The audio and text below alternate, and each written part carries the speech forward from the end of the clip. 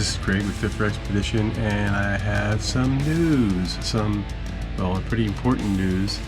I'm not even gonna cut away to the intro and make you wait to find out what the news is, because it's just that important. So, well, the news is I'm going under the knife. Now, if you were watching my channel maybe 3 weeks ago, I talked about going for I think it's called an arthro scan on my shoulder, my right shoulder, and it's been bothering me for about 7 years. Okay, this one is starting to bother me now too, but this one about 7 years. Now I'm 60 years old, and my doctor told me that it's pretty much typical for someone in their 60s. So not really, I might be a little young for it, but in their 60s to start experiencing rotator cuff tear, other tendons, possibly biceps tear from the bone, so the tendons coming off the bone. Especially somebody who's been exercising and been fit, working out their whole lives. Listen, doesn't mean that's an excuse to not exercise, okay? Because the whole point of view about longevity, quality of life, being there for your family, loved ones, all that still applies. And to be honest with you, even though I have a titanium ankle and knee, titanium femur, all types of hardware in my pelvis and hips for 25 years due to a head-on car accident that wasn't my fault, by the way. Someone jumped a medium and hit me head-on collision, 50 miles an hour on 50 miles an hour. So it put me in the hospital for about a month. And I'm gonna do a video on that at some point. I was in a hospital for a month. I was on crutches.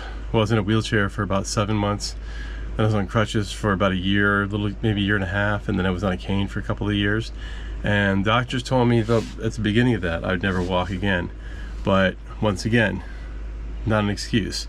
You still have to try and walk. You still have to try and do it. And so I did, and I accomplished it. And I walk normally. I can't run. I'll never be a sprinter, but I do walk.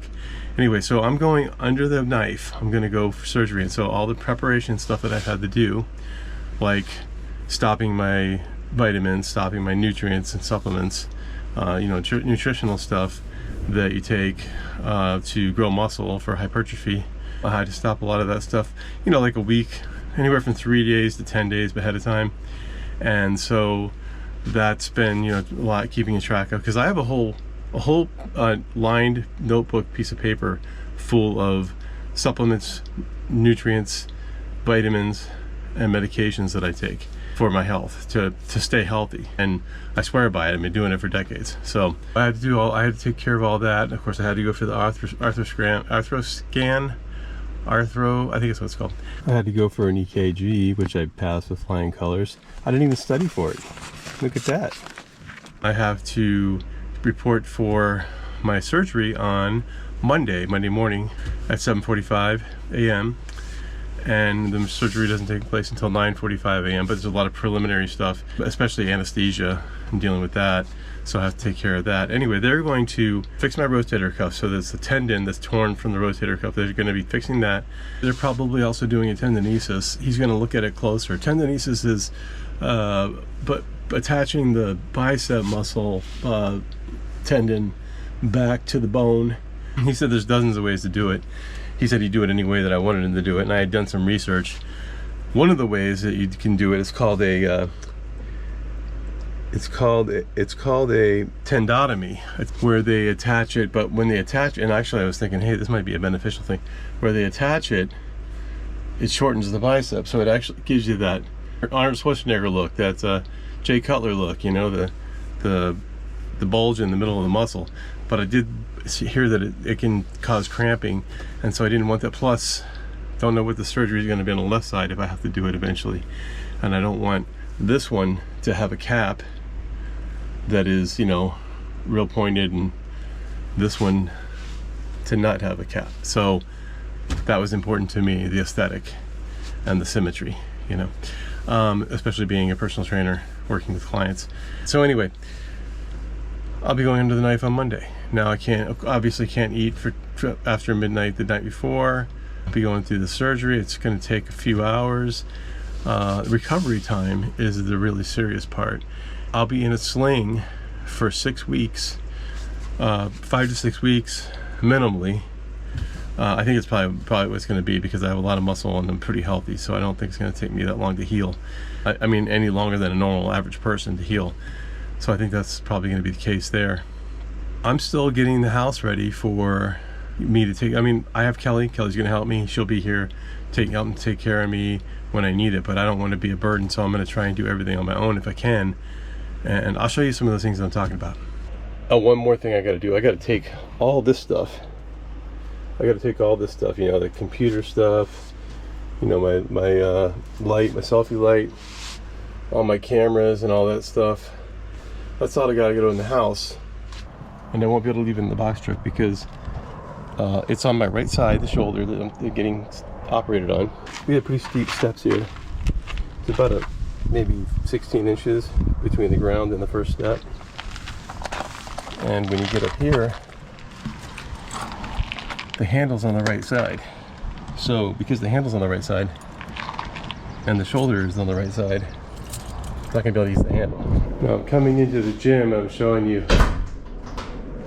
what I've done in here. Now I've actually cleared this with my doctor, with a surgeon, who has told me that I can work out with my left side, and I can work out with my legs and core if it's not affecting the sling and the placement of the sling. I know if you watch some videos on YouTube, they'll tell you not to work out. You're not supposed to, doctors and physical therapists will tell you not to train the opposite side because it's dangerous. You can tense up the shoulder. But my doctor cleared me on this. He said, as long as it's not tensing up the shoulder, I'm welcome to train my left side. And there is a principle called cross education. And cross education is where you work your, say you're working your left bicep, you're doing curls with your left bicep. It'll actually work your right bicep to some degree. It's called cross education. So just using the mental part of using the fibers in your bicep over here, it'll actually trick your mind into working some of the fibers over here as well. So I'm counting on that to help keep me in shape, because I do not want to lose a lot of muscle, especially when you put in as many years and as much effort as I do and grow muscle. You don't want to lose the hypertrophy, because you start losing muscle after just a couple of weeks.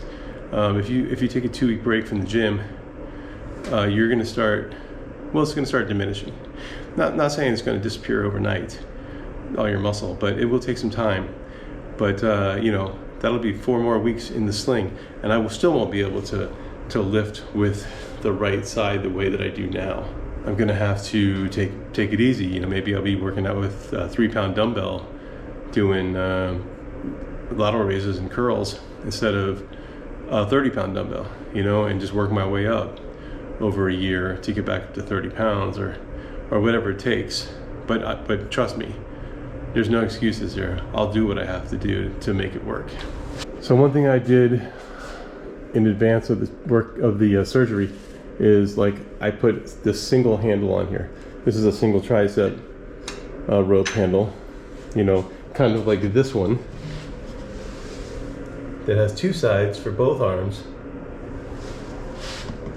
This one has, just one, so I can just use my left arm. I also have this handle, single handle on the bottom, so I can do curls or anything like that, cable curls, and I can just do that with my left arm. I left this one on here. This was, it was already on there when I had done cable crossovers last time, but now I can do cable crossovers with just my left side.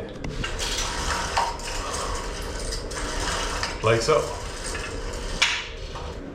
Otherwise, Kelly's going to have to help me with all these handles, and I didn't want to have to do that. Now, this might be a little bit of an issue. Dropping the Bowflex down so I can do my workouts on just my left side on here, but I'll just have to get Kelly to help me if I can't get that down there. I also have machines like this, so just use the left handle on this Cybex row machine. The VR1 is a really good machine. And the great thing about that is, I can use this to just train my left hand, my left side. So my left lat, my left rhomboid, portion of the rhomboid, trap, that kind of thing. Whereas this would be much more difficult. In fact, this would be impossible because of the placement of the sling. You'd have to put your weight on there.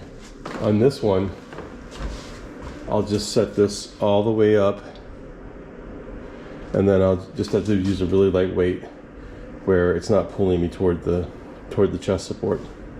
I'll be able to use this machine because it doesn't affect the sling. And of course I'll be able to use this leg extension, leg curl. The problem is the adjustments are on the right side. So on this one it's not a big deal because I could reach across and get to it with my left hand. This one I'm going to have to adjust before I get on it. Won't be able to use the ab crunch machine because the sling will be right here. So I won't be able to use that. I will be able to use the pec deck. So just using my left arm here, and then this leg press out of the question. Because to get in position, you got to use both hands to get yourself down here in the seat. In order to sleep at night, I'm only going to be able to sleep on my left side, for obvious reasons, or my back.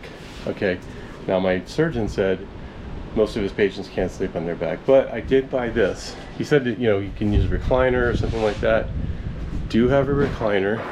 In fact, all these recline, and so if I had to do that. But I also bought this wedge. And so this wedge goes down. This wedge goes down like that, and then, you know, the pillows up here. And that's supposed to help you sleep and also keep the sling in a proper adjustment. And then I purchased this, which I'm still assembling or putting on the bed, this bed ladder assist. And it somehow straps onto the foot of the bed, and I'm still trying to figure that out. And then when you're trying to get up, I can use my left arm to pull myself up. So that's what I'm working on here. So what does this mean going forth with videos here? I'm still going to try and put out videos, but they're probably going to be kind of one take, maybe three splice videos, because I'm only going to be able to use my left hand. So I won't be able to edit as much. A lot of the editing I do is stuff that has to take two hands. So I won't be able to do that. And I'll tell you, I don't really like videos that are poorly edited. I'm not a big fan of people who think it's cool to just, you know, throw something out there and not really put any effort into it. I mean, if there's no effort into it, why would I want to watch it, right? So I'm going to put as much effort as I possibly can into the videos, even though they're not going to be the standard edited videos that I put out or put together all the time. So hey, if you guys could do me a favor, hit the thumbs up on this video, subscribe if you're not subscribed, and leave a comment. And if you've gone through this surgery, I'd love to hear about what your experience is, and maybe you can help me out. So I'll see you guys next time, and hopefully everything goes well. Wish me luck.